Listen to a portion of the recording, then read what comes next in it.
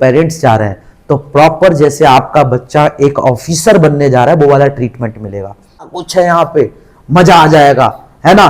खेलने के लिए अलग अलग कोच और बढ़िया खिला रहे हैं, जब अच्छा खेलने को मिलता है, मॉर्निंग में खेलो जाके, इवनिंग में फिर खेलने को मिलता है। इतनी सारी जब स्कॉलरशिप्स होती हैं तो आपको प्रॉफिट अच्छा खासा मिल जाता है।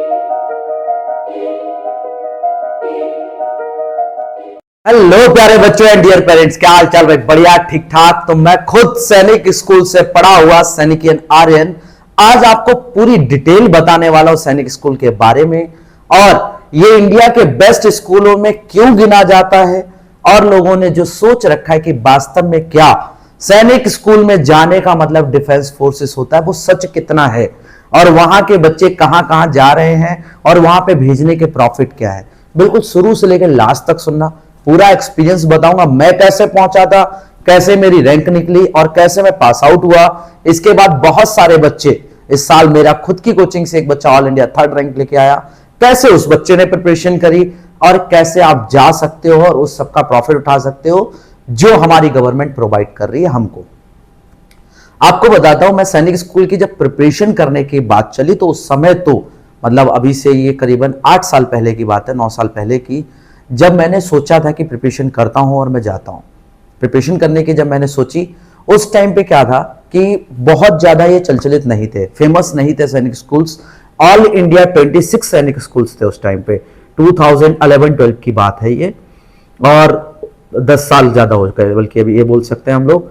तो 2011-12 में सैनिक स्कूल ज्यादा चंचलित नहीं थे, लोग जानते नहीं थे। मैं एक छोटी सी सिटी से बिलोंग करने वाला बंदा, तो मेरे पेरेंट्स को किसी ने बताया कि भाई सैनिक स्कूल नाम की क्या चीज होती है और वहां पे जा सकते हैं और अच्छे लोगों के लोग बच्चे पढ़ते हैं। खैर, हमको तो यही पता था कि सैनिक स्कूल में भाई डिफेंस फोर्सेस वालों के बच्चे पढ़ेंगे, तो पेरेंट्स ने एक बार को ध्यान नहीं दिया।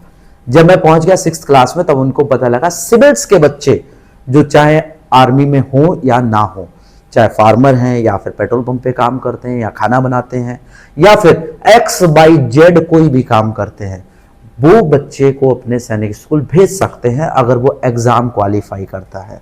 उस समय के टाइम पे ये थोड़ा सा टफ था, क्योंकि स्टेट वाइज बच्चे तो कम लिए ही जाते थे, कोटा बहुत सारे थे, कोटा के अलावा स्कूल्स कम थे, तो डिफिकल्ट था। तो मैंने तैयारी के लिए अपनी जो खुद तैयारी करी थी, उस समय बरेली में या फिर हमारे उत्तर प्रदेश में कम स्कूल्स थे जो प्रिपरेशन कराते, तो मैं खुद तैयारी के लिए राजस्थान गया था, झुंझुनू में जाके मैंने तैयारी करी थी। लेकिन पहली बार बच्चा अगर हॉस्टल गया तो ऑब्वियस सी बात है डिफिकल्ट होगा। अपन 2 भाई थे, एक मैं और एक मेरा बड़ा भाई, तो दोनों भाइयों को एक साथ हॉस्टल भेजना पड़ा क्योंकि मैं रुक नहीं पा रहा था।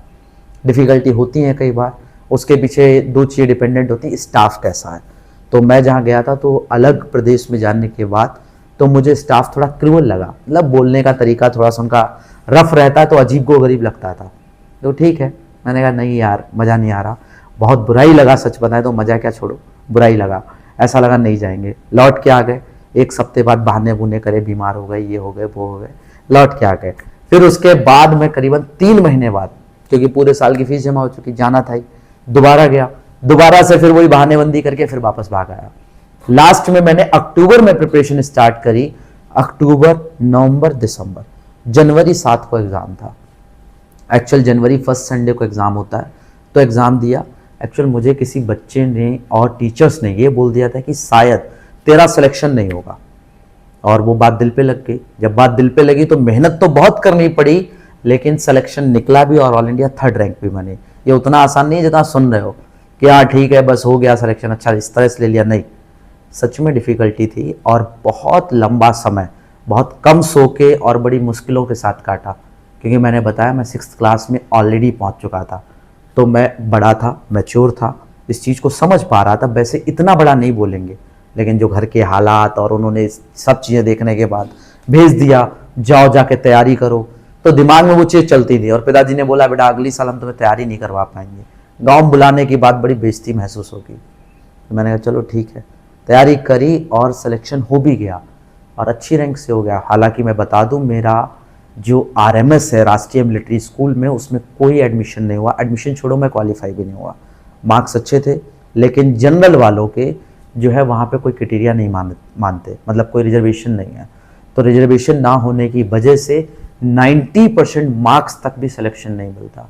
खुद सोच सकते हो कि मैंने ऑल इंडिया सैनिक स्कूल में 3rd रैंक ली और डिफेंस में मतलब नहीं था, इस वजह से मेरा आरएमएस में कोई सिलेक्शन ही नहीं हुआ, क्वालिफाई भी नहीं। पहले क्वालिफिकेशंस भी नहीं होते थे, पास होते थे या फेल होते थे, तो मेरा उसमें नंबर ही नहीं आया, बिल्कुल ही कोई। ठीक है, 16 दिसंबर 2012 को एग्जाम हुआ था मेरा। फिर जब मेरा सैनिक स्कूल में सिलेक्शन हो गया तो लगभग 2 महीने बाद रिजल्ट आता है और इसका फॉर्म अक्टूबर के टाइम पे पड़ता है। कोई भी बच्चा 10 से 12 साल की एज में तो 6th क्लास का डाल सकता है, और 12 से 14 साल की एज में है तो 9th क्लास का फॉर्म डाल सकता है। देखो, जब मैं सैनिक स्कूल गया था तो दिमाग में ये कहीं नहीं था कि मेरे को आर्मी में जाना है, या फिर मैं जो है बड़े चल के डॉक्टर बनूंगा या मैं साइंटिस्ट बनूंगा। मेरे वैसे मैंने छोटे पे जो सोचा था, अधिकतर बच्चे सोचते हैं साइंटिस्ट बनेंगे, तो वो कहीं ना कहीं थोड़ा बहुत दिमाग में था, बट इतना स्टूडियस था नहीं। पढ़ने वाला बच्चा इतनी गद्दारी नहीं करेगा, तो मैंने जितनी गद्दारी करी थी समझ गए होगे कि मैं पढ़ने वाला बहुत ज्यादा नहीं था, बट बात दिल पे लगी, ठीक हमेशा से था, तो पढ़ गया, काम निकल गया किसी तरह से। जब सैनिक स्कूल पहुंचे तो पहुंचने से पहले क्या हुआ, एक होता है आपका इंटरव्यू। उस समय इंटरव्यू सबके यहाँ पर्सनल थे, होते ही होते थे, मतलब ये कंपलसरी था। बाद में क्या हुआ, ये जो हमारे इंटरव्यूज हैं अभी स्कूल वाइज हो गए। कुछ स्कूल्स में इंटरव्यूज आज भी हैं और कुछ जगहों पे नहीं है, जैसे सैनिक स्कूल लखनऊ जो कि स्टेट गवर्नमेंट में आता है। ऑल इंडिया जो 33 सैनिक स्कूल्स हैं, जो 33 सैनिक स्कूल्स हैं वो हमारे सेंट्रल में आते हैं। किस में आते हैं? सेंट्रल में आते हैं। तो ये सेंट्रल में नहीं आता यूपी सैनिक। यूपी सैनिक में जो है आज भी इंटरव्यू होता है, और वहां का पहले तो एज ग्रुप भी अलग था, अब एज ग्रुप सेम कर दिया है उन्होंने। खैर, तो जब हमारा 28 फरवरी को मेरा इंटरव्यू हुआ था, तो इंटरव्यू में ऐसा कुछ नहीं बहुत हार्ड एंड फास्ट कोई चीज पूछ रहे नहीं, नॉर्मल चीजें पूछते हैं, बट उसकी तैयारी अगर बच्चे ने 1 हफ्ते या 1.5 हफ्ते कर रखी हो, सुन रखी हो, तो वो डरेगा नहीं, मतलब अच्छा इंप्रेशन देगा। मार्क्स जुड़ते थे, ऐसा नहीं इंटरव्यू में बच्चे फेल नहीं होते हैं, होते हैं बहुत रेयर। बहुत रेयर का मतलब बहुत रेयर, रेयरेस्ट वाले बोलेंगे कि गिने चुने कोई फेल हो गया, 100 में से 4 या 6 फेल हो जाते हैं, वरना कोई फेल नहीं होता। दिक्कत होती है तो मेडिकल में दिक्कत होती है। वैसे तो अभी हम लोग इतना मॉडर्न हो गए तो आपस में इंटरकनेक्टेड है। जैसे तुम मेरी बात सुन रहे हो, तुमने कल को कोई चीज पूछी कि सर मैं बच्चे को भेज रहा हूं या मैं जा रहा हूं सैनिक स्कूल में, मेडिकल होने वाला है, तो क्या करूं? अगर किसी बच्चे के घुटने जुड़ते हैं, 1 महीने पहले पता हो तो घुटने उसके अलग हो जाएंगे। मेरे खुद के जुड़ते थे, मजे की बात यह है, और आज भी जुड़ते हैं। मैं एनडीए के एग्जाम में जब मेरे घुटने जुड़ते थे, मैं क्वालिफाई हो गया था। समझ रहे, घुटने जुड़ने वाला डिफेंस फोर्सेस में तक पहुंच जाता है। दिक्कत है कि अगर बहुत ज्यादा जुड़ रहे हैं तो नहीं होगा, हल्के फुल्के जुड़ रहे हैं तो कोई दिक्कत नहीं है, और बहुत ज्यादा जुड़ रहे हैं और बच्चा हमारा छोटा है, अभी 15 साल से छोटा है, तो उस बच्चे के घुटने अलग किए जा सकते हैं, पॉसिबल है। किसी बच्चे की अगर एज ग्रुप आगे निकल जाती है या आप छोटा है, उसके लिए भी रास्ते होते हैं, लेकिन लीगल नहीं है। अगर इलीगल है तो मैं तो यही सजेशन दूंगा कि नहीं, मत करवाओ फिर। ठीक है, घुटने वाली चीज जो है वो प्रॉपर एक्सरसाइज अगर बच्चा 1 महीना कर ले डट के, तो घुटने अलग हो जाते हैं। तो 28 फरवरी को मेरा इंटरव्यू हुआ, और 1 फरवरी, क्योंकि मैं 1 मार्च, क्योंकि मैं ये बात कर रहा हूं 2013 की, तो उसमें 29 फरवरी नहीं थी, तो सीधे 28 फरवरी के बाद 1 मार्च आ गया, और 1 मार्च को जो है मेरा मेडिकल था। मेडिकल दिया, मेडिकल पूरे दिन चला, मतलब एमएच में होते थे। अभी भी कई स्कूल्स में मेडिकल एमएच में होते हैं, और कई जगहों पे वहीं के डिस्ट्रिक्ट हॉस्पिटल में होते हैं। जो डिस्ट्रिक्ट हॉस्पिटल है वहां का, उसमें हो जाएंगे। तो एमएच में हुआ हमारा, मैं मॉर्निंग में पहुंच गया था वहां पे, 8 बजे एंट्री का टाइम था। 8 बजे एंट्री करवाने के बाद शाम को हम लगभग 5 o'clock तक बैठे रहे वहीं पे, 5 बजे तक लगातार, कभी कुछ चेकअप, कभी कुछ चेकअप। और मजे की बात, इस समय भी पंजाब में अच्छी खासी सर्दी पड़ती है। मैं सैनिक स्कूल कपूरथला से पढ़ा हुआ हूँ, अच्छी खासी सर्दी पड़ती है, तो ठंड तो थी क्योंकि फरवरी जा रही थी, मतलब लास्ट टाइम था फरवरी का, तो अच्छी खासी सर्दी थी। तो भाई कपड़े निकलवा देते हैं, केवल निक्कर रखते हैं। निक्कर में आपको मेडिकल देना पड़ता है, बट मजा आता है। क्यों? पहली बार लाइफ में आप आर्मी वाली चीज देखोगे। अगर कोई पेरेंट्स जा रहे हैं तो प्रॉपर जैसे आपका बच्चा एक ऑफिसर बनने जा रहा है, वो वाला ट्रीटमेंट मिलेगा। समझ रहे हो कि पेरेंट्स को ट्रीटमेंट मिलना कि हाँ आर्मी में जा रहे हैं, और ये सच में जब बच्चे पहुंच जाते हैं तब भी ऐसी फील आई कि यार बच्चों को बहुत अच्छी जगह सेटल कर दिया। मतलब इंडिया के टॉप स्कूल्स में मैं नाम लेता हूँ, दून स्कूल हो गए और बढ़िया बढ़िया, जिनकी 28-30 लाख फीस है। वहाँ भी कुछ बच्चे पढ़ते हैं नोन में हमारे, लेकिन उनके लेवल से मैं इसका लेवल बेटर बताता हूँ फिर भी कि ये बढ़िया है। खैर, तो एमएच में आपका मेडिकल होगा, पूरे दिन मेडिकल चलेगा। आंख चेक होती है, कान चेक होते हैं, आपके हाथ चेक होते हैं जुड़ तो नहीं रहे। इसके अलावा आपका जो है जनरली बेटे टेस्टीज में चेक होता है कि वो एक तो नहीं है, ये प्रॉब्लम रहती है। अगर किसी को पाइल्स है, बवासीर की प्रॉब्लम, तो वो भी चेक होती है और ये बाकायदा डॉक्टर चेक करता है। इसके अलावा अगर बच्चे के घुटने जुड़ते हैं तो वो भी चेक करे जाते हैं, और फ्लैट फुट तो नहीं है तो फ्लैट फुट चेक करा जाता है। आंख का देखा जाता है, कलर ब्लाइंडनेस तो नहीं है, मतलब उसको हरा हरा ही दिख रहा है, लाल तो नहीं दिख रहा, लाल हरा तो नहीं दिख रहा। ये मेजर प्रॉब्लम्स है। अगर इनमें से कोई प्रॉब्लम होती है, कान की, आंख की, या फिर सिर में कोई दिक्कत, उसके बड़ी दिक्कत, दिक्कत का मतलब बड़ी दिक्कत, ऐसा नहीं एग्जाम क्वालिफाई कर लिया आप बोलो नहीं सर दिमाग खराब है उसका, नहीं, बड़ी दिक्कत है तब हाथ जुड़ रहे नहीं जुड़ रहे, उसमें अगर इश्यू है तो बच्चे को एक्सरसाइज करवा के सही किया जा सकता है, अगर समय से पता लग जाए तो। इसके अलावा तो आपका ये मेडिकल होगा। मेडिकल की रिपोर्ट शाम को ही दे देते हैं, पास हुआ नहीं हुआ। और मेडिकल में जो बच्चे पास हो जाते हैं, मतलब 100 में से अगर मान लो उसमें 90 बच्चे पास हो गए, तो मोस्ट प्रॉब्ली चांसेस हैं कि उन 90 में से 99 में से अगर 90 मान लो मेडिकल क्वालिफाई हो गए, तो मजे की बात यह है कि उसमें से एटलीस्ट 88 स्टूडेंट्स बेटा सेलेक्टेड है। ये सेलेक्टेड है और ये जाएंगे फर्स्ट काउंसलिंग में। उस टाइम पे काउंसलिंग नहीं चलती थी, अभी के क्राइटेरिया के हिसाब से बोलूं तो फर्स्ट काउंसलिंग में इसमें 88 बच्चा चला जाएगा। 2 बच्चा बचा, वो हो सकता है सेकंड काउंसलिंग या थर्ड काउंसलिंग में वो भी चला जाए। समझ रहे हो? ऐसा नहीं है कि आउट नहीं होते, होते हैं बहुत रेयर। अगर मेडिकल क्वालिफाई हो गए तो समझ लो काम हो गया। एक रिटन एग्जाम क्वालिफाई नहीं, अच्छे नंबरों से मेरिट ले गए तो। दूसरा आपका मेडिकल, 2 चीजें अगर हो गई तो समझ लो तुम्हारा एग्जाम पक्का हो गया, तुम वहां जा सकते हो, तुम्हारा एडमिशन हो जाएगा, ये श्योर शॉट है पहली चीज। अब एडमिशन जो होते हैं वो अप्रैल में होते हैं, बट इससे पहले बहुत सारी दिक्कतें रहती हैं, जैसे आपका कास्ट सर्टिफिकेट बनना, जो कि पहले ही आजकल मांग लेते हैं आप जब फॉर्म भरते हो तब। इसके अलावा आपका डोमिसाइल मतलब निवास प्रमाण पत्र कंप्लीट होना। कंप्लीट का मतलब है पुलिस वेरिफिकेशन होना, आपका उसमें जो आधार कार्ड है वो प्रॉपर हो। निवास के नाम पे हमको और भी चीजें लगाते हैं, जैसे गांव से पेरेंट्स की वोटर आईडी मांग लेते हैं, ऐसी 2-3 आईडियां मांगते हैं, पैन नंबर मांग लेते हैं, वहां का कोई ना कोई खाता मांगते हैं। तो ऐसी कुछ डॉक्यूमेंट्स आपसे मांगते हैं। जब अप्रैल में एडमिशन होता है, जनरली 3 अप्रैल से स्टार्ट होते हैं, डिपेंडेंट होता है बच्चा मेरिट में कौन से नंबर पे आया। मेरिट में टॉप पे है तो उसको 3 अप्रैल को ही बुला लिया जाएगा। अगर मेरिट में लो है, मान लो वो 30 स्टूडेंट्स के बाद आता है, 30-30 करके बच्चे बुलाए जाते हैं, 30 स्टूडेंट्स पर डे। उनके डॉक्यूमेंट्स चेक होते हैं, जो बच्चों के डॉक्यूमेंट्स ठीक निकलते हैं उनको एडमिशन तुरंत ले लिया जाता है। अगर डॉक्यूमेंट्स मान लो गड़बड़ है तो ऐसा नहीं है कि आपका एडमिशन नहीं होगा, नहीं, इतना क्वालिफाई कर गए तो मैंने बोला आप पहुंच गए स्कूल में, समझ लो। आपके मान लो ये 30 बच्चे गए, डॉक्यूमेंट्स बहुत कम के ही सही निकलते हैं, डिफेंस फोर्सेस वालों से निकलते हैं। अगर आप सिविल से हैं तो मोस्ट प्रॉब्ली चांसेस आपके डॉक्यूमेंट्स में कोई ना कोई कमी निकाली जाएगी। अगर डॉक्यूमेंट्स में कमी निकलती है तो आपको उसके लिए प्रॉपर टाइम दिया जाता है, जो कि फ्लेक्सिबल टाइम है। हमें तो बहुत डरा दिया गया था कि आपका अगर डॉक्यूमेंट्स पूरा नहीं हुआ तो एडमिशन नहीं लेंगे। 3 अप्रैल को मेरा एडमिशन था और मैं एक्चुअल में 6 अप्रैल को एडमिशन ले पाया। दिन सैटरडे था जिस दिन मैंने ज्वाइन किया, ठीक है। 6 अप्रैल को मैंने ज्वाइन किया, तो 3 अप्रैल का मेरा एडमिशन था।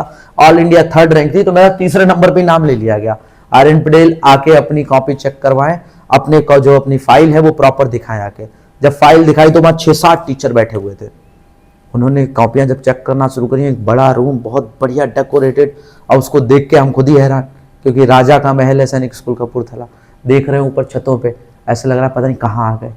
जब उसको देखा बढ़िया तरीके से, उन्होंने फाइल मांग ली, कुछ देर तक तो समझ ही नहीं आ रहा हम कहाँ पहुंच गए, इतना बढ़िया ट्रीटमेंट, बैठा रहे हैं, चाय पिला रहे हैं, तो अलग अलग चीजें रहती हैं। तो देख के तो आपको ऐसा लगेगा कि हाँ सच में बहुत बढ़िया जगह पहुंच गए, जिसमें आपका एक भी खर्चा नहीं हुआ, अभी तक तो एक भी नहीं हुआ। तो आपका जब एडमिशन होगा, अगर मान लो दिक्कत होती तो टाइम मिल जाएगा, टाइम मिलेगा, उस टाइम में आप अपनी डॉक्यूमेंट्स को क्लियर कर दें। और एक बार एडमिशन हो गया तो रियलिटी ये है कि टाइम रिलैक्सेशन पीरियड टाइप का होता है। आपको 15 दिन दिए गए, अगर नहीं हो पाया तो डिले कर सकते हो थोड़ा बहुत, ऐसा नहीं है कि तलवार लटक गई। तो ये आसान है, इसके बाद कोई ऐसी दिक्कत नहीं है। अब देखो, मेरा एडमिशन हुआ सैटरडे को जो कि 6 अप्रैल थी। तो सैटरडे को क्या होता है, मैं इवनिंग में पहुंचा था 5 बजे के आसपास, 5:30 बजे के आसपास।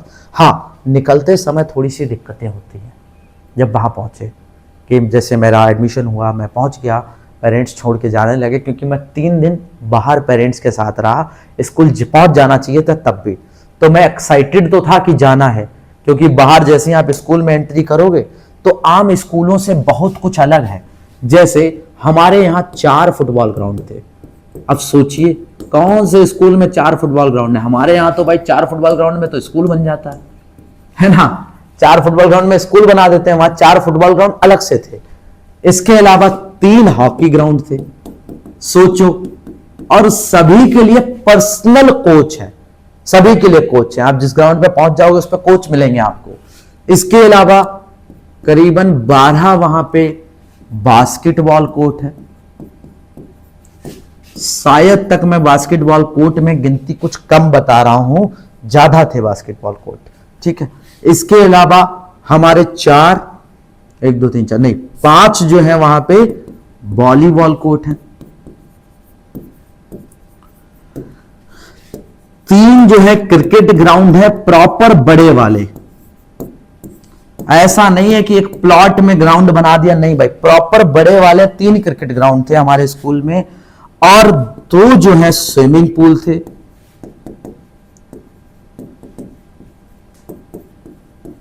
एक हॉर्स राइडिंग के लिए भी जगह थी,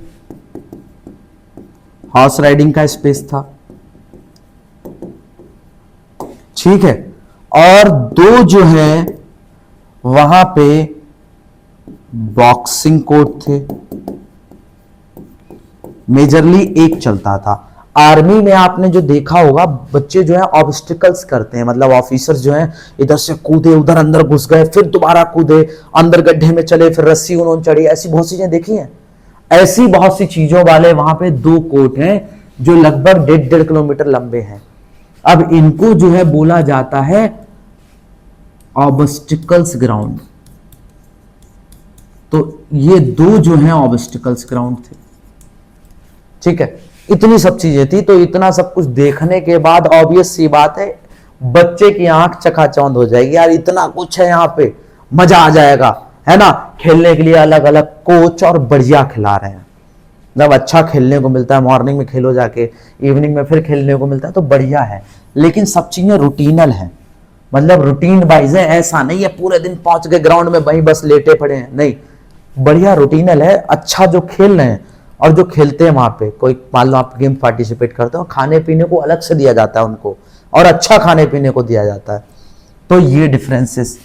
फिर इसके बाद आप सोचिए कि स्कूल जो पैलेस था वो हमारे हाउस से, जहां पे हम रह रहे थे, 6th क्लास में क्या होता है, जो हाउस होता है उसको होल्डिंग हाउस बोलते हैं।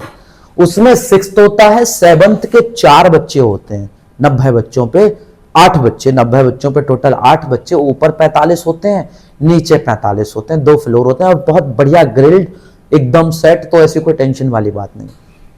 8 बच्चे 7th क्लास के होते हैं जो उनको गाइड करते हैं। वहां पे 4 जो है हाउस कैप्टन होते हैं जो 8th क्लास के होते हैं, जिनकी बात इन्हें माननी ही पड़ेगी।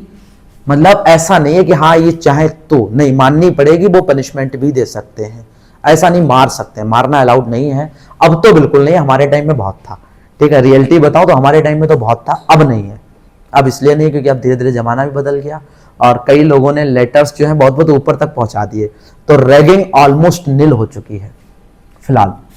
8th क्लास के बच्चे जो है वहां पे हाउस कैप्टन होते हैं, जो कि टोटल 4 होंगे। जो इनको थोड़ा सा कंट्रोल करेंगे, ऐसा नहीं पकड़ के रखेंगे, समझाएंगे, बताएंगे, स्कूल का रूटीन समझाएंगे, ड्रेस को कैसे सेट रखना है वो बताएंगे, सारी चीजें ये बहुत समझाते हैं। 7th क्लास के जो बच्चे हैं बिल्कुल बड़े भाई की तरह, ठीक है, इनको डॉम कैप्टन बोलते हैं या फिर डॉम इंचार्ज, मतलब एक एक कमरे का इंचार्ज होगा, तो रूम इंचार्ज भी तुम याद रख सकते हो, रूम इंचार्ज होंगे। वो रूम इंचार्ज की बात थोड़ी बच्चे सुनते हैं और इनके साथ 10 या 8 दिनों में ही बच्चों की बहुत अच्छी बॉन्डिंग हो जाती है, जिससे बहुत बनती है। सारी चीजें यही ज्यादा सिखाता है और ये ऊपर से गाइड करता है कि कोई चीज गलत ना सीखें बच्चे। इसके अलावा 2 हाउस मास्टर होते हैं जो इन्हीं बच्चों को रेगुलेट करने के लिए बने हुए हैं, और 2 जो है सुपरिटेंडेंट होते हैं। अब ये सुपरिटेंडेंट का मतलब क्या हो गया, देखो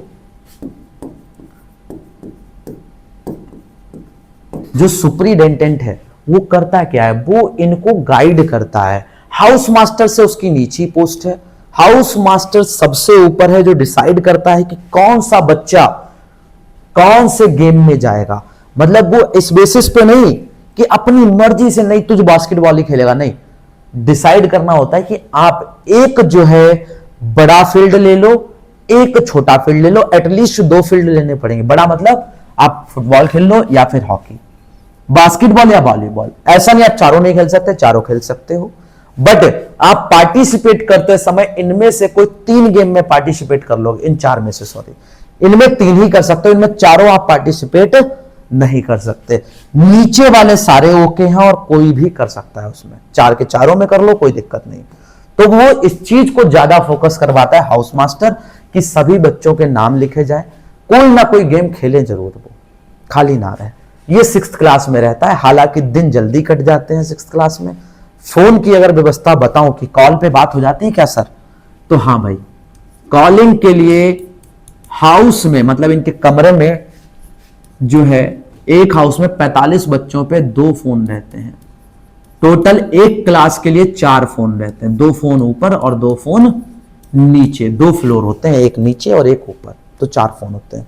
इसके अलावा अगर ये बच्चा चाहे तो कैफेट एरिया में जाके बात कर सकता है। पहले तो पीसीओ चलते थे हमारे टाइम पे, 3.5 रुपए पे 30 सेकंड बात होती थी, ठीक है, तो हमारे टाइम में महंगा था, मुझे तो रेट भी याद हो गए थे, 4 रुपए 70 पैसे लग जाते थे, 1 मिनट बात होती थी, तो अदर स्टेट में। फिर जब से फ्री आ गया है तो कैफे एरिया में जाके मोबाइल फोन्स मिल जाते हैं, मोबाइल फोन्स, जिसमें 10 रुपए में, 10 रुपीज में ये आसानी से 5 मिनट के लिए बात कर सकते हैं। और कई स्कूल्स में ये 10 रुपए में 10 मिनट भी है, और कई स्कूल्स में कार्ड अलाउड किया जाता है। उस कार्ड में मंथ के, एक कंप्लीट मंथ के 150 मिनट्स मिलते हैं, 150 से 200 मिनट्स मिलते हैं उनको एक मंथ के। मतलब आप पर डे चाहे तो 5 मिनट बात कर सकते हो, ये हर स्कूल में है। कंपटीशन टाइम देखो, जब तैयारी करते हैं तब ये चीजें नहीं होती, तब कहां इतना बात वूत करने को देते हैं, मत बात करो। क्यों? क्योंकि जब तक आप अपने लक्ष्य तक पहुंचे नहीं तब तक बोलते हैं भाई फोकस्ड रहो, ध्यान रखो। जैसे मैं खुद कहता हूं, मेरे पास बहुत सारे बच्चे प्रिपरेशन के लिए आते हैं, अभी जो मैं बोल रहा हूं वो हमारे बच्चे बैठे सुन रहे हैं, हॉस्टल के बच्चे जो प्रिपरेशन करने आए हुए हैं।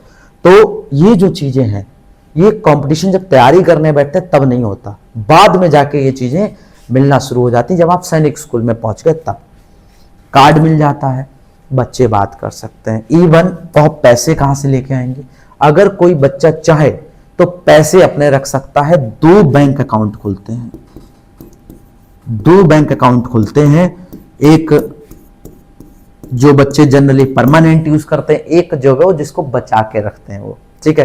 पोस्ट ऑफिस में खुलता है एक, और एक बैंक में खुलता है, जैसे बैंक ऑफ बड़ौदा हो गया या एसबीआई हो गया, उनका कोई ना कोई अपना बैंक होगा जो स्कूल में ही होगा बैंक, ऐसा नहीं बाहर है, स्कूल में बैंक होगा, वहीं से पैसे निकालें अपने खर्च कर सकते हैं, घर से मंगाना चाहें तो मंगा सकते हैं।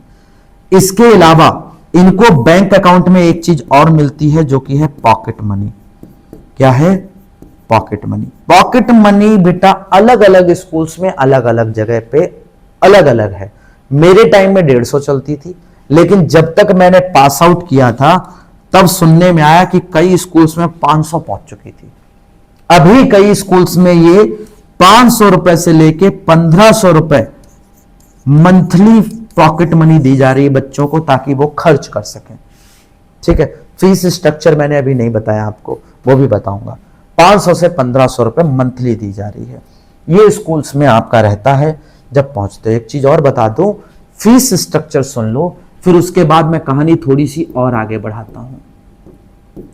जो ये आपको पैसा मिल रहा है वो कहीं ना कहीं फर्स्ट ईयर में, स्पेशली फर्स्ट ईयर, मतलब आप 6th में गए तब, या जब 9th में गए तब, तो खाली 6th या मैं 9th की बात कर रहा हूं, बाद में धीरे धीरे फीस जो है वो कम होती चली जाती है। तो लगातार फीस इतनी नहीं हाई रहती, शुरू में फीस ज्यादा है। जैसे फर्स्ट ईयर में हर चीज को मिलाया जाए तो 1,37,000 तक फीस होती है। ये मैंने आपको बताई है इंक्लूडिंग सम स्टफ्स जो आप बाहर से खरीदते हो। वैसे ये कई स्कूल्स में 1,27,000 रुपए ही है, कई क्या मोस्टली स्कूल्स में 1,27,000 से लेके 1,37,000 है। ठीक है, फर्स्ट ईयर में। उसके बाद क्या होता है, फीस धीरे धीरे कम होती चली जाती है। स्कॉलरशिप देते अलग अलग टाइप की, जैसे आपको सेंट्रल गवर्नमेंट स्कॉलरशिप देती है। क्या ये सभी को मिलती है? हाँ, सभी को मिलती है, बट सिविल वालों के लिए एक पर्सनल एडवाइस है कि आप अगर आईटीआर बहुत मोटा भर रहे हो तो मत भरो, आपकी फीस कम हो जाएगी। ठीक है, डिफेंस वालों को तो देखो फीस कम पे करनी पड़ती है, तो उनको कोई दिक्कत नहीं है। डिफेंस वालों के लिए फीस कम है, वहां पे फर्स्ट ईयर में भी कम है। लेकिन अगर कोई सरकारी नौकरी में नहीं है, सिविल में है, तो वो आईटीआर कम फिल करे। अगर आपकी फीस जो है आपकी सैलरी से ज्यादा है, तो किसी को एप्लीकेंट लगा के, मतलब जैसे मैंने लगाया था, एक्चुअल मेरे पिताजी जो हैं उस समय फार्मर ही थे, फार्मर भी नहीं, सॉरी फार्मर थे, किसान थे एक, और किसान की तुम्हें पता है आमदनी बहुत ज़्यादा नहीं होती।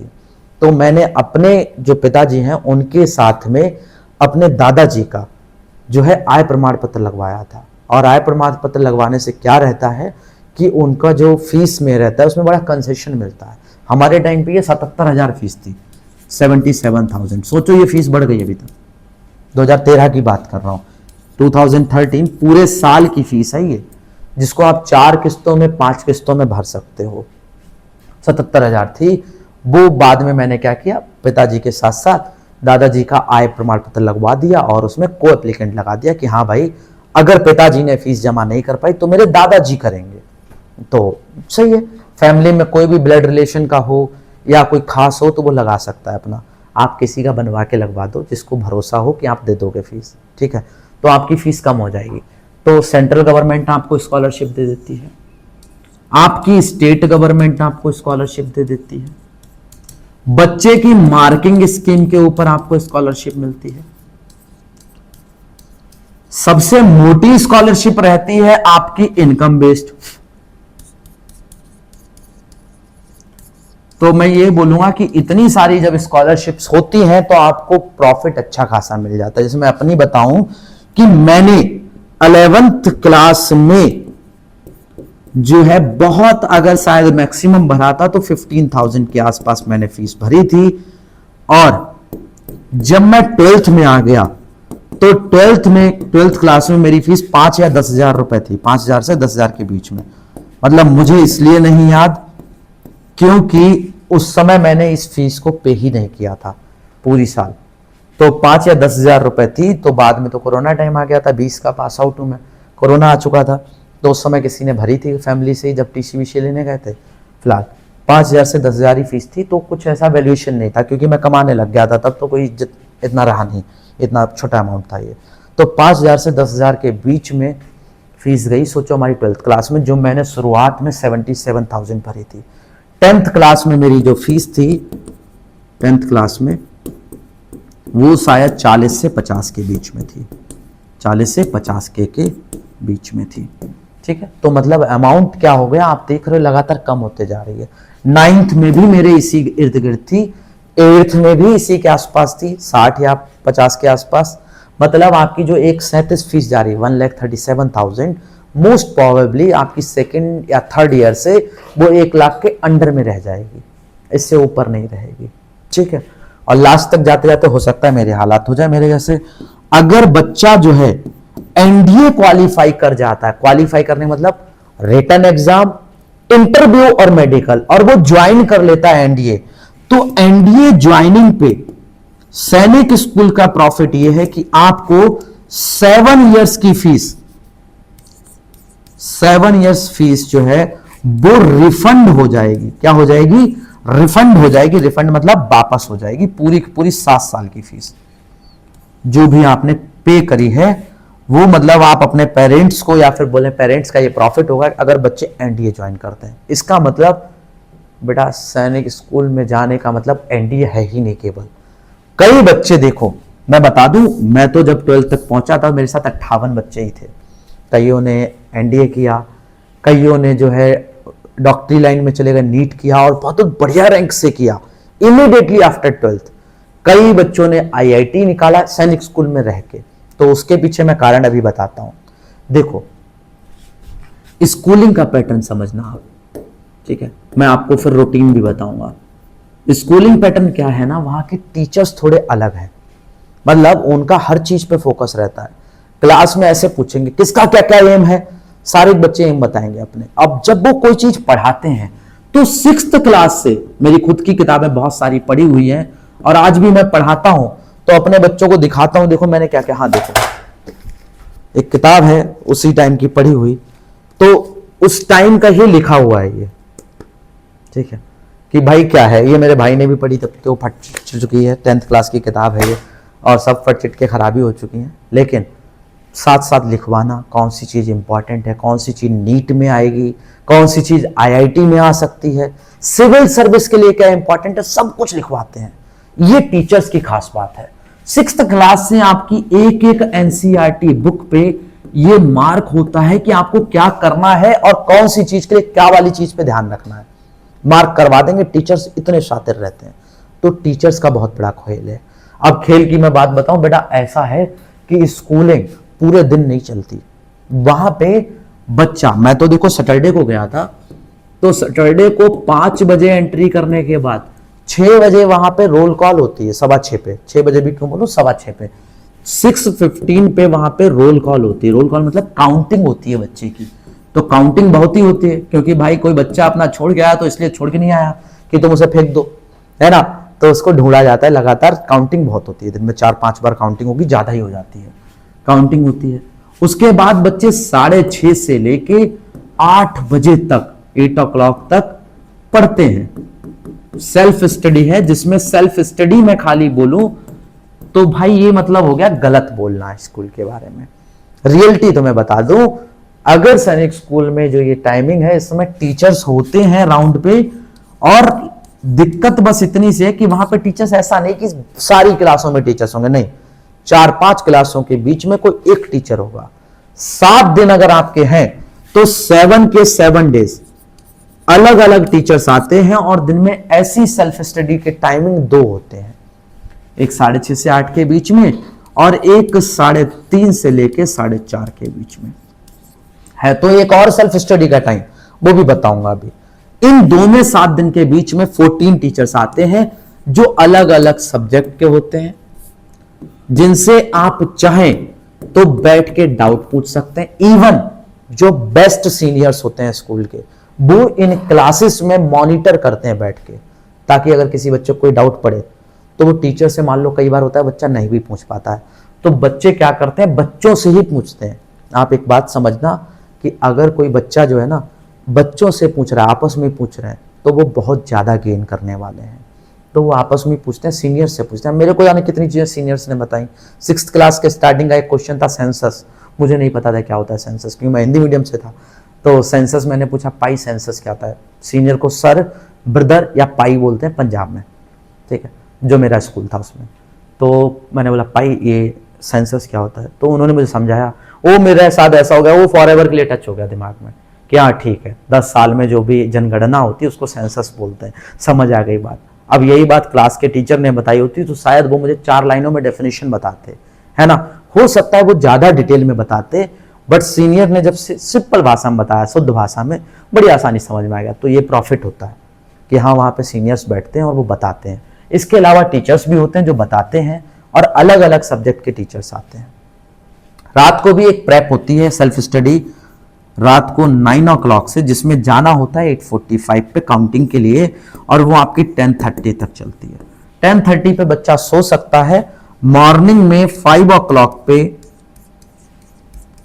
दोबारा से दिन स्टार्ट हो जाता है, जिसमें बच्चा जाएगा, उठेगा, तैयार होगा। 5:30 पे देखो 5 o'clock से दिन स्टार्ट हो रहा है। मैं ये वर्किंग डे की बात कर रहा हूं, मतलब किसी भी दिन की, मंडे से लेकर सैटरडे तक। अगर छुट्टी नहीं है तो छुट्टी का रूटीन तो बड़ा मस्त है, अभी बताऊंगा। 5 o'clock पे आप उठेंगे, आप रेडी होंगे, आप तैयार होंगे, और 5:30 पे 5:30 AM पे आपका जो है रूटीन स्टार्ट हो जाएगा। आप रनिंग के लिए जाएंगे, मतलब पीटी के लिए जाएंगे। और स्टार्टिंग में जब शुरू के दिन होते हैं 6th क्लास में, तो 600 मीटर दौड़ाया, फिर 800 दौड़ाया, फिर 1 किलोमीटर दौड़ाया, फिर 2 किलोमीटर दौड़ाया, फिर 3.5 दौड़ाया, और ये स्पीड बढ़ाते बढ़ाते, किलोमीटर्स बढ़ाते बढ़ाते, जब तक आप 9th में पहुंचते हो, तो 9th में यही पीटी जो है वो 12 किलोमीटर तक खींच के ले जाती है, कभी कभी, ठीक है, 12 किलोमीटर तक एक बार में दौड़ा देते हैं। खैर, ये पीटी टेस्ट भी होते हैं, जिसमें 2.5 किलोमीटर दौड़ना होता है बच्चे को, और कुछ फिक्स टाइम ही होता है, 5.5 या 6 मिनट या 8 मिनट या 10 मिनट उन्होंने अपने फिक्स कर रखे हैं। इस मिनट के अंदर अंदर आप दौड़ के आइए, ठीक है। डिपेंडेंट होता है किस रेस में आपको दौड़ा रहे हैं, सुपीरियर में दौड़ा रहे हैं, बीच वाली में दौड़ा रहे हैं, या फिर मिडल लोअर वाली में दौड़ा रहे हैं, तो उस पर डिपेंडेंट होता है। तो ये पुशअप्स लगाना, चिनअप्स लगाना, इनका टेस्ट होता है, और ये लगभग हर महीने में 2 टेस्ट हो जाते हैं। फिर 5:30 पे आप गए, आपने 7 बजे तक पीटी करी। 7 बजे आप हाउस में वापस जाएंगे, अपने कमरे में रेडी होंगे, और रेडी होके आप यहां पे तो पीटी ड्रेस पहन के आए थे। पीटी ड्रेस में जनरली निक्कर और टी-शर्ट रहती है। आप 7 बजे हाउस में पहुंचे, रेडी हुए। रेडी होने के बाद आप 7:40 पे लाइन अप होंगे, जिससे आप अपनी ड्रेस को चेक करवा पाए। सीनियर आएगा, एक ड्रेस चेक करेगा, और चेक करने के बाद अगर सही निकली तो ठीक है। मान लो शूज पॉलिश नहीं निकले तो भगा देगा, जाओ जाके शूज पॉलिश करके आओ। ड्रेस सही निकली फिर भगा देगा, जाओ ड्रेस सेट करके आओ। आपकी शर्ट सही नहीं है तो आपको सेट करनी है, कहां से करोगे ये आप जानो। धोबी आता है वहां पे, एक हफ्ते में 14 क्लोथ्स वो धुल सकता है। आप उसको 14 क्लोथ्स दे दो, वो धुलेगा, और उसमें प्रेस भी आप करवा सकते हो। तो ये रहता तो है, लेकिन धोबी की क्वालिटी जो धुलता है वो उस क्वालिटी के कपड़े आर्मी या फिर बोले तो सैनिक स्कूल में नहीं मांगते, कहते हैं उससे बढ़िया क्वालिटी के होने चाहिए। तो बच्चे प्रेफर करते हैं खुद के हाथ से धुलना बढ़िया तरीके से। तो आपका ये 7:40 पे लाइनअप होगा, और हमारा 7:50 तक आपका ड्रेसअप चेक होके आपको भेज दिया जाएगा ब्रेकफास्ट के लिए। काउंटिंग भी होगी इसी में। काउंटिंग के बाद आप 8:15 तक ब्रेकफास्ट चलेगा। ब्रेकफास्ट का जो रूटीन है वो बहुत बढ़िया है। जैसे मंडे को टिक्की मिलती है, ब्रेड मिलता है, दूध मिलता है, लस्सी भी मिलती है कई बार, ठीक है।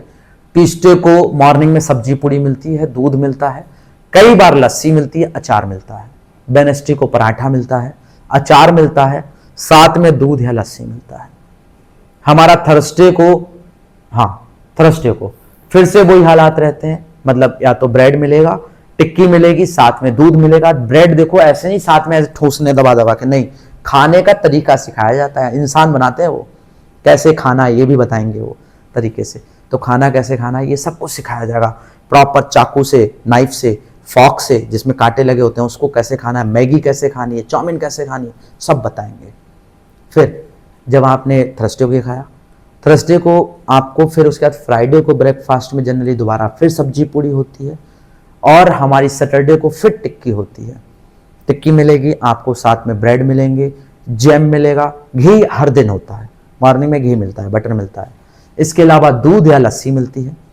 संडे को पनीर भुर्जी मिलती है जनरली। मंडे को देखो मैंने ये सब कुछ बताया, ये सब बताया वेज वालों का। नॉन वेज वालों को सप्ते में 3 दिन मॉर्निंग में अंडे मिलते हैं, अंडे, एक बार आमलेट, और एक बार मिलता है अंडे की भुर्जी संडे के दिन। जिस दिन पनीर भुर्जी मिल रही है उनको अंडे की भुर्जी मिल रही है। एक बार मैंने जब टिक्की बोली मंडे को, तो नॉन वेज वालों को अंडा मिलता है उबला हुआ टिक्की की जगह। अब अगर हम बात करें दूसरी बार जब टिक्की मिल रही है तब उनको मिलता है ऑमलेट। तीसरी बार जब भुर्जी मिल रही है तब उनको मिल रही है अंडे की भुर्जी। ठीक है। अब अगर हम लोग बात करते हैं लंच की, तो लंच भी बहुत बेटर है। वीक में 2 से 3 बार पनीर है। पनीर के साथ साथ हमेशा 2 सब्जियां होती हैं, रोटी मिलती है, सलाद मिलता है, और कोई ना कोई फ्रूट डेली है। मतलब आफ्टरनून में फ्रूट डेली है। और ऐसा नहीं हो सकता कि कोई बच्चा बगैर खाए उठ जाए। वहां मजे की बात यह है, खाना आपको खाना ही पड़ेगा। टीचर्स मतलब जो हाउस मास्टर है वो राउंड पे रहते हैं, आपके जो हाउस कैप्टन है वो राउंड पे रहते हैं। ऐसा नहीं वो खाना पहले खा लेते हैं, नहीं, प्रॉपर जब आप वहां पहुंचोगे तो प्रेयर करोगे, जो हमारी प्रिपरेशन वाले बच्चे भी करते हैं, सैनिक स्कूल का रूटीन फॉलो करते हैं। वो आप वो प्रेयर बोलोगे, प्रेयर बोलने के बाद आप अपनी क्लास खाना खाने बैठ गए। जब आपका खाना खत्म होगा तो फिर सब प्रेयर बोलेंगे। उसके बाद house captain house master round मारेंगे, क्योंकि वो भी खाना खा चुके होंगे। आप वहीं टेबल पे खड़े रहेंगे या फिर कई बार बैठा देते हैं। जब उन्होंने देख लिया खाना पूरा खत्म हो गया, तब आप खड़े होइए और फिर जाइए हाउसेस की तरफ, फिर मूव करेंगे। क्लोजिंग और ओपनिंग दोनों प्रेयर्स की एक स्कूल कैप्टन करता है, जो बड़ी टेबल पे बैठता है। उसके लिए अलग शाही खाना रहता है। शाही खाना मतलब बढ़िया एकदम बेटर जाएगा, उसको हर एक चीज बार बार पूछेगा। उनके थोड़े से अलग चीजें रहती हैं, लेकिन वो रहता हम ही लोगों में से कोई ना कोई।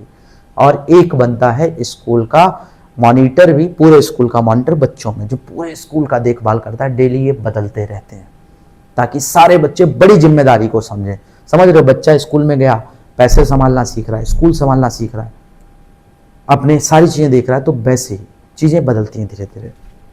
अब ब्रेकफास्ट मैंने बताया आपको, लंच बताया। 8:15 पे आपका जब ब्रेकफास्ट होगा तो 8:40 तक या 8:30 तक चलता है। वैसे 15 मिनट्स का जनरली ब्रेकफास्ट होता है।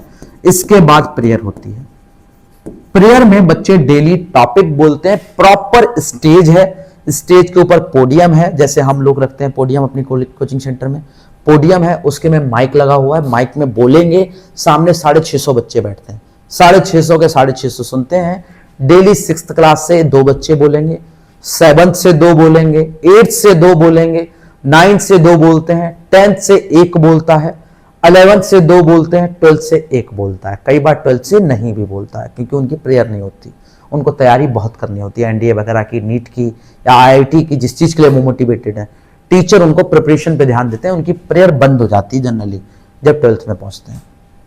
फिर आपकी 9 o'clock से काउंटिंग करवा के 9 o'clock तक, मतलब 8:55 पे प्रेयर खत्म होगी तो 9 o'clock तक काउंटिंग करवा के आपकी क्लास स्टार्ट हो जाएगी। वैसे इस क्लास को स्टार्ट होने का टाइम 8:30 है एग्जैक्टली, ठीक है। कई स्कूल में 8:40 है, कई स्कूल्स में 8:45 है, और ये खत्म हमारी 1 o'clock तक हो जाती हैं, और कई जगहों पे ये 1:30 पे खत्म होती हैं। हमारे यहाँ ये 1:30 पे ही खत्म होती थी, 1:30 या 1:45। तो बीच में एक बार रिफ्रेशमेंट है। कब? इसके बीच में एक बार रिफ्रेशमेंट है, 9 o'clock से लेके 1 o'clock के बीच में एक बार रिफ्रेशमेंट है 11:20 पे, जिसमें अलग अलग दिन पे अलग अलग चीजें मिलती हैं। किसी दिन बिस्किट्स मिल रहे हैं, बिस्किट चाय, या बिस्किट और शिकंजी, मतलब शरबत मान लो तुम, लेकिन बढ़िया वाला, ठीक है। किसी दिन आपको समोसा और शिकंजी मिल रही है, किसी दिन आपको चाउमीन मिल रही है, किसी दिन अलग अलग बर्गर मिल रहा है, अलग अलग चीजें मिलती हैं बहुत सारी, लेकिन फास्ट फूड कोई ना कोई बढ़िया, और उसके साथ चाय या शिकंजी, ठीक है, ये चीजें मिलती हैं। और ये बढ़िया डेली ही मिलता है बच्चों को। ये क्यों देते हैं? वैसे इसके पीछे भी कारण बता दूं। स्कूल में कैफे है, तो कई बच्चे कैफे भागते हैं खाने के लिए, पैसा तो होता है उनके पास, कैफे में सब कुछ मिल जाता है, खाने को फास्ट फूड वगैरह मिल जाता है। बच्चे कैफे भागते हैं, तो वो उनका कहना है बच्चे जो कैफे खा रहे हैं पता नहीं कैसा है, तला भुना है या फिर गलत है। खैर उसको रिचेक तो करते हैं, फिर भी मना करते हैं। तो उन्होंने खुद देना शुरू किया बेटर चीज को, ये चीज खाएं, शायद तो ज्यादा बेनिफिशियल रहेगा उनके लिए। अब आगे की बात करें, जब बच्चे 1:30 पे फ्री हो गए, तो उसके बाद 3 o'clock तक, 1 से लेके या फिर 1:30 से लेके 3 o'clock तक उनका रेस्ट है। इसी बीच में उनका लंच हो जाता है। जैसे ही स्कूल से आए तो 1:30 से लेके 1:45 तक, मतलब इमीडिएटली आफ्टर स्कूल 15 मिनट के अंदर आपका लंच हो जाता है। फिर उसके बाद आप 3 o'clock तक फ्री हैं, लेकिन कई बच्चे इसमें पढ़ना चाहे तो पढ़ सकते हैं, खेलने जाना चाहे तो खेल सकते हैं। मतलब आप कंप्लीटली फ्री हैं बाय योर माइंड, दिमाग पे कोई बोझ नहीं है, जो करना चाहो वो करो, ठीक है। 3 o'clock तक फ्री, आप खेलने जाना चाहो, दौड़ने जाना चाहो, जैसे मैं दौड़ने निकल जाता था, छोटा था तब तक, 8th 9th तक दौड़ने जाता था, उसके बाद फिर मैं पढ़ने चला जाता था। मेरे पेपर वगैरह हैं या फिर मुझे कुछ भी करना है, 9th के बाद मैं पढ़ने चला जाता था। तो आप पढ़ सकते हैं आराम से।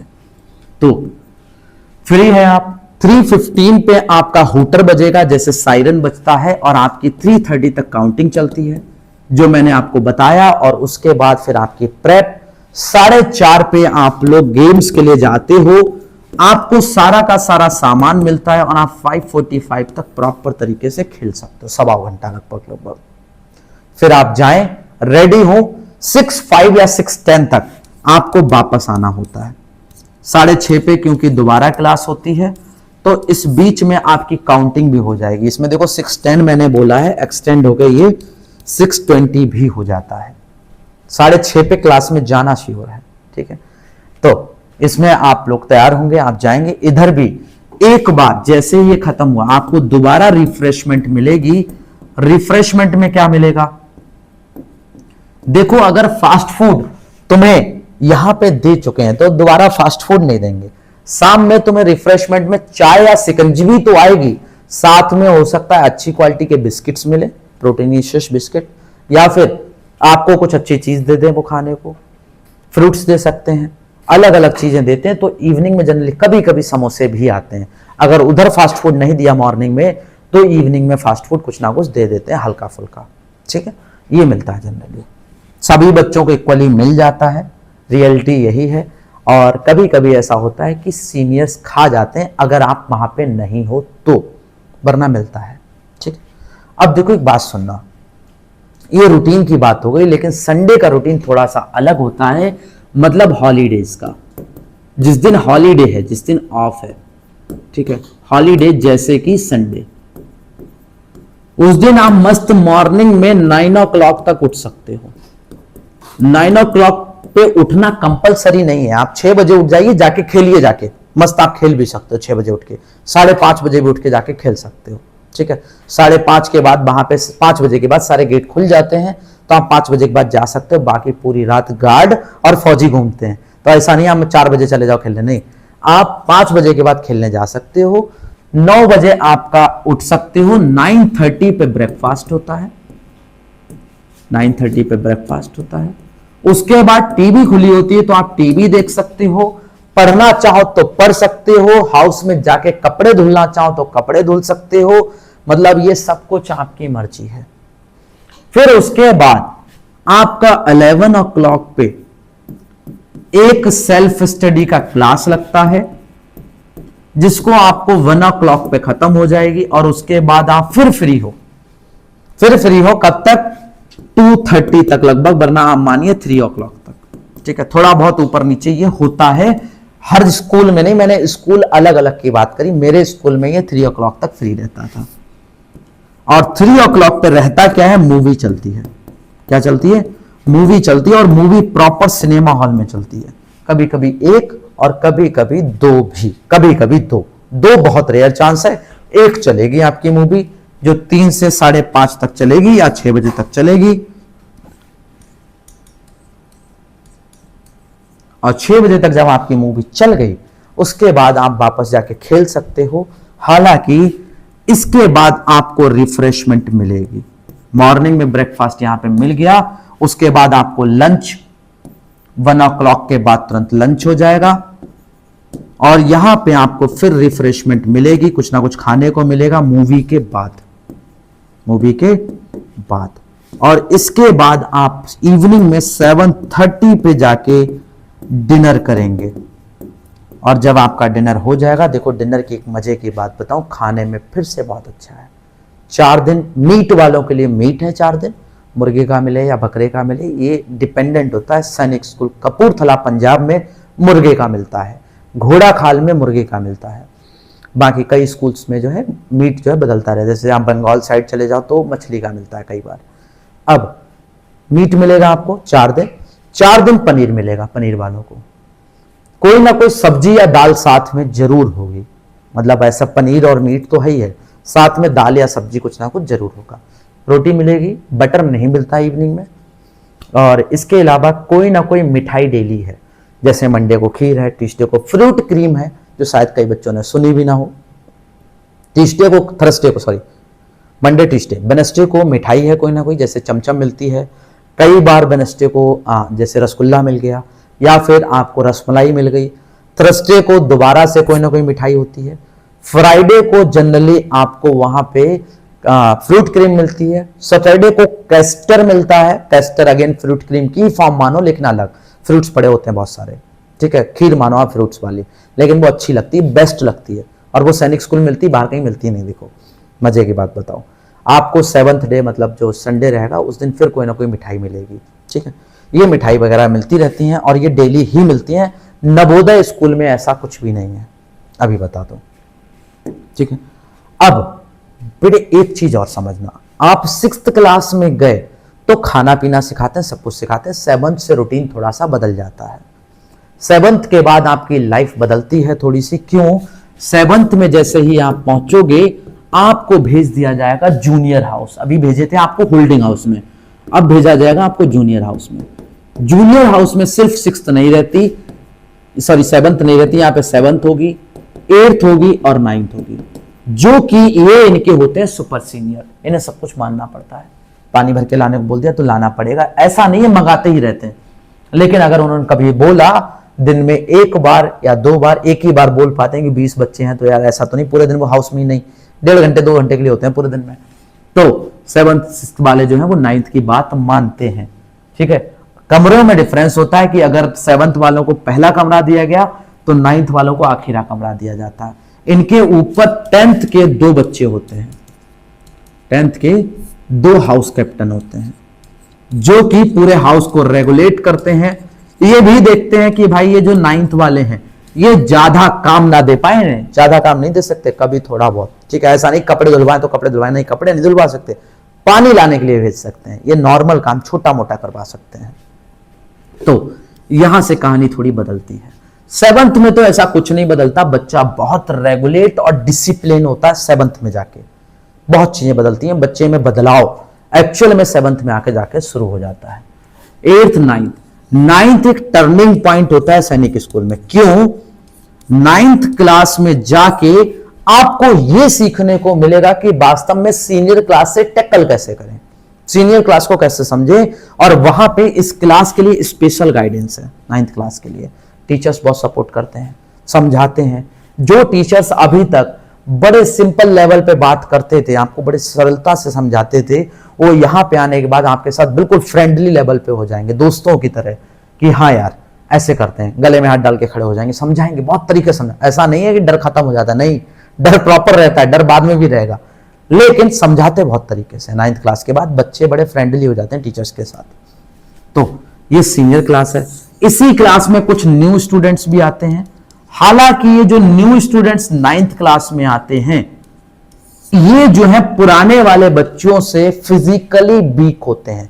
मेंटली अगर देखा जाए तो पढ़ाई में अच्छे होते हैं, पढ़ाई में बेकार नहीं होते, पढ़ाई में इनमें से कई बच्चे इनसे अच्छे होते हैं जो पुराने हैं, लेकिन इनमें से मोस्टली बच्चे फिजिकली वीक होंगे, सोशली बहुत पीछे होंगे। मतलब ये बच्चे जो है ना, ये पुराने जो रह रहे हैं, ये किसी को भी खा जाएंगे, बहुत सातिर, बहुत चालाक, चतुर, शांत एकदम, पहचान भी नहीं पाओगे नहीं ये शैतान है, समझ रहे हो।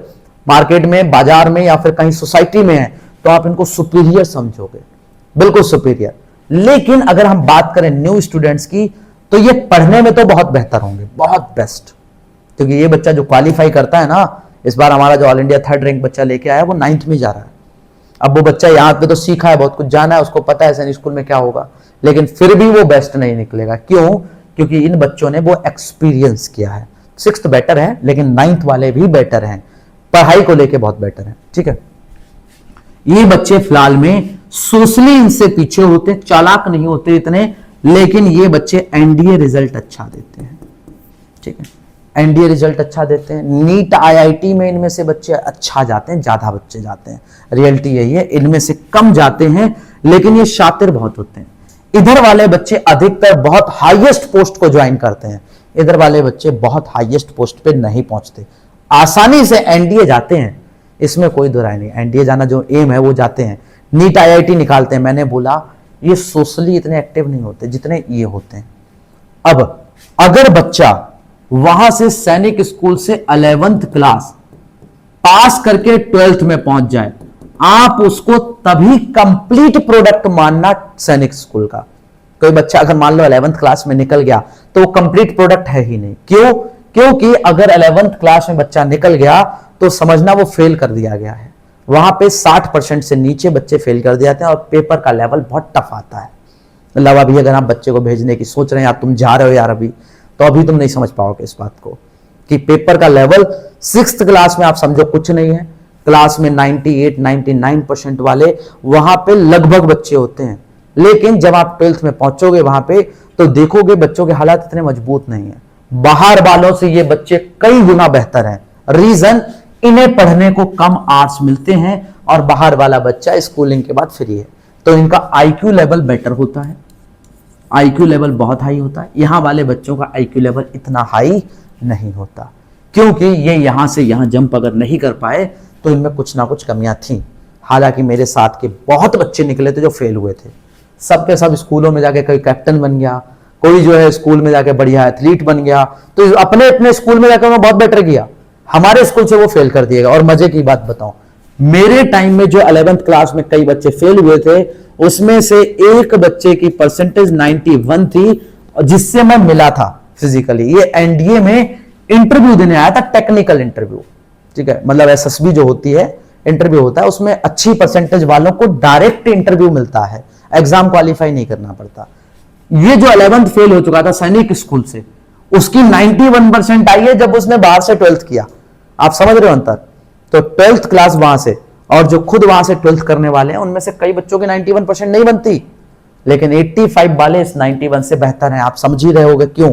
वो 85 वाला 12th में है, ये 11th में लुढ़क चुका था। ऐसा नहीं है इसको झटका लग गया इसलिए इसकी 90 बना गई, नहीं, इसने बाहर जाके बहुत सिंपल और आसान रूटीन देखा, इसने अंदर रह के बहुत टफ रूटीन देखा, और उस टफ रूटीन में केवल मैथ्स को हैंडल नहीं किया। कई बच्चे वहां पे होते हैं जो 12th में ही मैथ्स प्लस बायो ले लेते हैं। अब तो कॉमर्स भी आ गई है, पहले सैनिक स्कूल्स में मेरे टाइम पे कॉमर्स नहीं थी, ह्यूमैनिटीज नहीं थी, अब है, ठीक है। तो मैथ्स प्लस बायो बच्चे कई होते हैं, जैसे मैं खुद सुपर मेडिकल से था, इसको सुपर मेडिकल बोलते हैं। सोचो, सुपर मेडिकल, सुपर क्यों बोलते हैं भाई? क्योंकि इसको हैंडल करना मुश्किल है ऐसा कहा जाता है, लेकिन हमें बिल्कुल नहीं लगा, आसान लगा। टीचर्स बड़े अच्छे थे। बायोलॉजी सही बताऊं तो कभी पढ़नी नहीं पड़ी, लगा ही नहीं कभी पढ़नी पड़ेगी। मैथ्स का बताऊं तो बहुत बेस्ट एक्सपीरियंस रहा, क्योंकि मैंने एनडीए का जब एग्जाम दिया था तो मेरे बहुत बढ़िया नंबर थे मैथ्स में, तो हाँ मैथ्स बेटर था, अच्छा था। तो आप समझ सकते हो कि हाँ सुपर मेडिकल कोई ऐसा टफ टास्क नहीं है अगर सैनिक स्कूल में बच्चा है। और सोचिए जो मैथ्स और बायो दोनों से, उसके पास कितने सारे ऑप्शंस खुले हैं। मैं अपनी बात बताऊं तो मैं एनडीए में क्वालिफाइड नहीं हूं, मैं मेडिकली अनफिट हो गया था तो मैं पहुंचा नहीं। बाद में आके मैंने टीचिंग ज्वाइन कर ली, बच्चों को पढ़ाने लगा, और बच्चे मेरे पास बहुत सारे हैं, बहुत पढ़ते हैं, मेरे पास बहुत सारे बच्चे हैं। फिलहाल तो ऑनलाइन प्लेटफॉर्म पे इतने समय से नहीं था, अभी ज्वाइन किया हाल फिलहाल में, तो बच्चे देख रहे हैं, यहाँ पे भी जुड़ रहे हैं, धीरे धीरे समझ रहे हैं कि इसका कुछ तो प्रेफरेंस है, कुछ तो प्रॉफिट है। और उसके पीछे मेन चीज़ है कि सैनिक स्कूल्स में जाने के बाद जो असेंबलीज हैं, जो टीचर्स हैं, जो स्टाफ है, वो इतना बेटर है कि वो कहीं ना कहीं कन्वर्सेशन, बात करना, ये सब कुछ इतना बढ़िया सिखा देता है कि आपको बाहर जाने के बाद डर नहीं लगेगा किसी से बात करने में, किसी से बोलने में, आसानी से समझ सकते हो। असर आप देख लोगे, कई लोगों को जाके देखना कि हाँ वो कौन सी एज के हैं और क्या कर रहे हैं। सैनिक स्कूल वाले आपको अधिकतर डिफरेंट मिलेंगे from others school. Normal school, कितने बढ़िया स्कूल से पढ़ाइए, आपको सैनिक स्कूल के बच्चे में और बाहर के स्कूल के बच्चों में अंतर मिलेगा। सबसे बड़ा अंतर बॉडी का, फिटनेस का अंतर मिलेगा, सबसे मेन डिफरेंस रहेगा। दूसरा डिफरेंस आपको मिलेगा उनके कन्वर्सेशन में, कॉन्वो उनका बहुत अच्छा रहता है, जनरली अच्छा रहता है। तीसरी चीज आपको डिफरेंस मिलेगा उनके ड्रेसिंग सेंस में, वो अलग दिखेगा, उनकी ये नाक और ये लाइन ये सब सीधी मिलेगी हमेशा, ये डिफरेंस रहता है सैनिक स्कूल्स वालों में। इसके अलावा आप उनका हेयर कट देखोगे, जनरली बढ़िया रहता है बाहर वाले बच्चों से, इतना ज्यादा अट्रैक्शन नहीं, वो स्मार्ट रहेंगे लेकिन सिंपल रहेंगे, बाल छोटे, अधिकतर छोटे, इतना ज्यादा कहो कि लड़की बाजी और ये इंटरेस्ट इतने नहीं होते उनमें, होते ही नहीं, कम रहते हैं जनरली। और थोड़े इमोशंस कम होते हैं, हाँ कम होते हैं, लेकिन ऐसा नहीं कि बिल्कुल नहीं। बच्चों के साथ मैं खुद बहुत अटैच्ड हूँ, तो रहते हैं, इमोशंस रहते हैं। फिलहाल में वहाँ से पास आउट करवाने के प्रॉफिट बहुत सारे हैं, और केवल एक मोटिव नहीं है सैनिक स्कूल में भेजने का कि आप एनडीए या फिर डिफेंस फोर्सेस सोच लो, नहीं। IIT में भेज सकते हो, नीट में भेज सकते हो, आपको सिविल सर्विसेज करवानी तो वहां भेज सकते हो। कई सारे लोग इवन पॉलिटिक्स में भी जाते हैं और अच्छा कर रहे हैं। सैनिक स्कूल में भेजने का मोटिव ये नहीं होता। मोटिव होता है कि बच्चे को बेहतर करना और बढ़िया करना, जो आप करवा सकते हो। प्रिपरेशन आप लोग कहीं से भी करवाइए, आपकी चॉइस है, लेकिन अगर कोई भी बच्चा प्रिपरेशन करना चाहता है तो मैं बोलूंगा 8 ईयर्स से ज्यादा का हो तो उसको 3 ईयर्स लगभग प्रिपरेशन के मिलते हैं। 11 ईयर्स की एज में अगर वो सैनिक स्कूल जाता है तो इन 3 सालों में वो, जो बच्चा 8 साल का है, मतलब वो कौन सी क्लास में, 3rd क्लास में या 2nd क्लास में, तो 2nd 3rd का बच्चा ये हमारा 3 साल में लगभग 8th 9th तक का सिलेबस कैच कर जाता है, 8th 9th तक का सिलेबस पढ़ता है।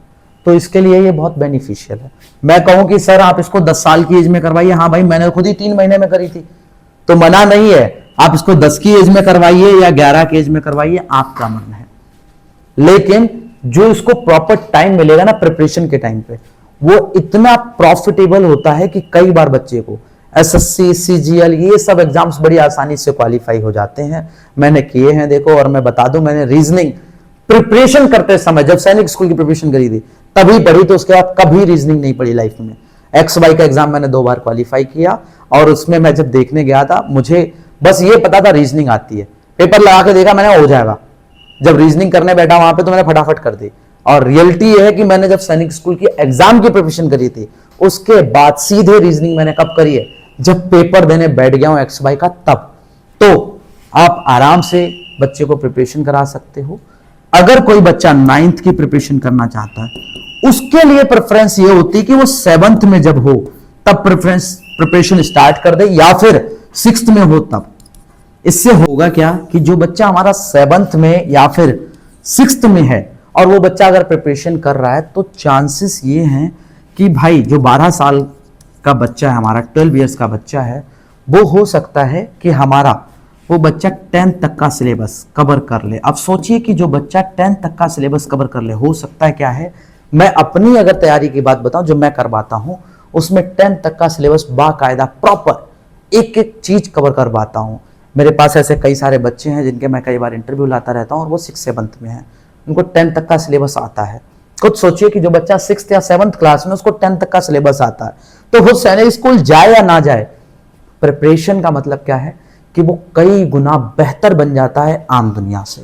तो ये चीज बेनिफिशियल है, बेटर है किसी भी बच्चे के लिए जो प्रिपरेशन करता है। मतलब अगर वो जाना चाहता है, नहीं जाना चाहता है, उसको लगता है कि वो स्ट्रांग नहीं है, इतना प्रिपरेशन नहीं कर पाएगा, दिन में नहीं पढ़ सकता ज़्यादा, तो मैं ये कहता हूँ कि जैसे चाहे तो वो ऑफलाइन बैच ले ले, अगर मेरे आसपास है तो, चाहे मेरे आसपास या कहीं से भी, जहां पे एटलीस्ट 4 आवर्स की क्लास लगती हो, आफ्टर स्कूल एटलीस्ट 4 घंटे क्लास लगती हो, तो वो ऑफलाइन बैचेस ले सकता है, जिससे कि उसके प्रॉपर तरीके से सब्जेक्ट कवर हो पाए। देखो 9th क्लास में बताऊं, ये जो आवर्स हैं वो 4 से ज्यादा ही हो, मतलब 5 या 6। मैं खुद 6 घंटे की क्लासेस रखता हूं, अगर 6 क्या 5.5 मानिए आप। अगर मैं बात करूं कि अगर कोई बच्चा कंप्लीटली प्रिपरेशन पे डिपेंडेंट होना चाहता है, तो फुल डे क्लास ले ले। जैसे मेरे पास कई बच्चे होते हैं वो 9:30 पे आते हैं और इवनिंग में 7:30 पे जाते हैं। वो भी मैंने ऑन पेरेंट्स डिमांड इसको टाइमिंग को कम कर दिया। पहले ये टाइमिंग सुबह 9 बजे से लेकर रात को 7:30 बजे तक, और उससे पहले 8 बजे से लेकर रात को 8 बजे तक थी। है तो फुल डे क्लास ले ले, या फिर मैं बोलूंगा कि वो हॉस्टल ले ले, ये उसके लिए बेस्ट है। बच्चे को अगर तैयारी करवानी, भेजना है, तो एक होता है प्रिपरेशन करवाना, एक होता है भेजना। भेजना ही भेजना है तो हॉस्टल ये बेस्ट है उसके लिए। बेस्ट है मतलब बेस्ट है। मैं तो सबको हॉस्टल में नहीं रखता, बच्चा चेक करता हूं, सच में देखता हूं, अगर हालात हैं कि आपका पैसा उस पर यूज हो पाए, वो जा सकता है, तब तो मैं रखूंगा हॉस्टल, वरना मैं तो नहीं रखता कि पेरेंट्स को भाई चलो ठीक है कुछ भी सिखा दिया, हॉस्टल में रख लिया, भीड़ इकट्ठी कर ली। नहीं, 5 रहें, 3 रहें, 4 रहें, लेकिन वो जाएं तो हॉस्टल। इसके अलावा अगर मान लो केवल प्रिपरेशन करवानी है, जिसमें उसका सिलेबस कवर हो जाए, इंप्रूव हो जाए, बेटर हो जाए, बढ़िया हो जाए, लगे हाँ वो फ्यूचर में कुछ अच्छा करे, एक कंपटीशन एग्जाम दे, तो उसको ऑनलाइन प्रिपरेशन करवाओ। ऑनलाइन देखो मैं भी देता हूं, मेरे अलावा भी कई लोग देते हैं। मेरा कोर्स तो सस्ता ही है, 5500 का है। कई लोग यही कोर्स 30,000 में भी बेच रहे हैं, 30,000 का। खैर, तो आप ऑनलाइन कोर्स दिलवा सकते हो। 2 आवर्स से प्लस की क्लासेस रहती हैं। इसके अलावा टेस्ट पेपर देता हूँ, ऑन टू ऑन पेरेंट्स से बात रहती है कि कोई बातचीत हो तो आप मुझसे कर सकते हो। बच्चा क्लास प्रॉपर ले रहा है नहीं ले रहा है, इस पर रेगुलेटरी देखते हैं हम लोग कि बच्चा कितना प्रिपेयर है, कितना प्रेजेंट है, आ रहा है नहीं आ रहा है। इवन पेरेंट्स से हमारी ऑन टू ऑन टॉक रहती है उसमें। तो ये कहने को ऑनलाइन है बट ऑफलाइन की तरह ही है। सारी चीजें रेगुलेट रहती हैं कि बच्चे ने किया नहीं किया, कितने नंबर आए, सब कुछ प्रॉपर। उनको टेस्ट पेपर्स मिलते हैं, उनको क्वेश्चंस मिलेंगे, इसके अलावा उनके PYQs भी लगवाए जाएंगे और उनको जो है लाइव सेशंस प्लस रिकॉर्डेड दोनों की दोनों मिलती हैं कि बच्चा तुरंत देख पाए तो ठीक है, वरना कहीं जाए अपने रिकॉर्ड कर ले, उसके बाद में देख ले। उसे पूरे साल के लिए होता है तो अपना पूरी साल में देख ही सकता है। जो कोर्स 5 महीने का है, 4 महीने का है, पूरी साल लगा लेगा तो ऑब्वियस सी बात कर लेगा। और ये कोर्स जो होता है प्रिपरेशन के लिए, मैंने बोला कि मैं बच्चे को इतना प्रिपेयर करता हूं कि उसका 10th तक का सिलेबस पूरा होता है। तो 10th तक के जितने भी एकेडमिक एग्जाम्स हैं, जैसे कि सैनिक स्कूल, बात करें इसके अलावा RMS, या फिर बोलें राष्ट्रीय मिलिट्री स्कूल, या फिर हम लोग बात करें JNV जो कि कंप्लीटली फ्री है, जवाहर नवोदय विद्यालय उसकी, या फिर हम लोग बात करें AMU की अलीगढ़ मुस्लिम यूनिवर्सिटी जिसमें 6th, 9th और 1st तीनों बार एग्जाम होता है। बच्चा अगर क्वालिफाई हो गया तो जा सकता है, इवन 11th में भी होता है। इसके अलावा बात करें BHU जो कि जाना जाता है CHS के नाम से, इसमें 6th, 9th, 11th और आफ्टर 12th भी बच्चे जाते हैं। बहुत बढ़िया, आप तो जानते ही हो BHU के बारे में, बनारस हिंदू यूनिवर्सिटी। इनके अलावा एक और चला है अटल आवासीय योजना जो कि अभी हाल फिलहाल में ही चली है। ये फिलहाल में है तो उनके लिए जो पिछड़े वर्ग से हैं, लेबर कार्ड हो जिनके पास, वो जा सकते हैं। लेकिन ये इतनी बेटर है कि इनका मैंने अपने कोचिंग से 2 बच्चे निकले हैं, बरेली मंडल में 1st और 2nd रैंक लाने वाले, दोनों हमारे ही बच्चे हैं। एक ने 9th में और एक में 6th में झंडा गाड़ा है। तो अटल में जो बच्चे जाते हैं उनका रूटीन जो है वो सैनिक स्कूल जैसा है, हालांकि खाने पीने में थोड़ा सा डिफरेंस है, माइनर सा, बहुत बड़ा नहीं, माइनर सा, और उतने सारे ग्राउंड्स और वो चीजें नहीं है, बट रूटीन सेम है पूरा का पूरा जो सैनिक स्कूल वाले फॉलो करते हैं। दौड़ना, वही पढ़ना, खेलना, तो ये सब कुछ सेम है। तो मस्त आप भेज सकते हो बच्चे को। खुद बच्चा अगर जाना चाह रहा है तो उसको प्रिपरेशन करवाइए, उसको दिखाइए, चीज़ें समझाइए और बाकी पढ़ने दीजिए। जितना पढ़ सके उतना पढ़े, यही एज है प्रेशर लेने की। कहो दोबारा आप उसको 18 साल की एज में या 20 साल की एज में जाके अगर सोचा कि मैं अब कुछ तैयारी करूंगा, मैं कुछ बनूंगा, तो जब जड़ें कमजोर हो चुकी हैं ना, तब कुछ नहीं हो सकता। तो अभी से ध्यान रखें, पढ़ते रहें, मस्त रहें, खुश रहें और मेहनत करें। अभी मेहनत करने का समय है। बाकी जय Hind, tata, bye bye, take care. और अगर कोई ज़रूरत हो तो नीचे दिए गए नंबर पे आप कांटेक्ट कर सकते हैं।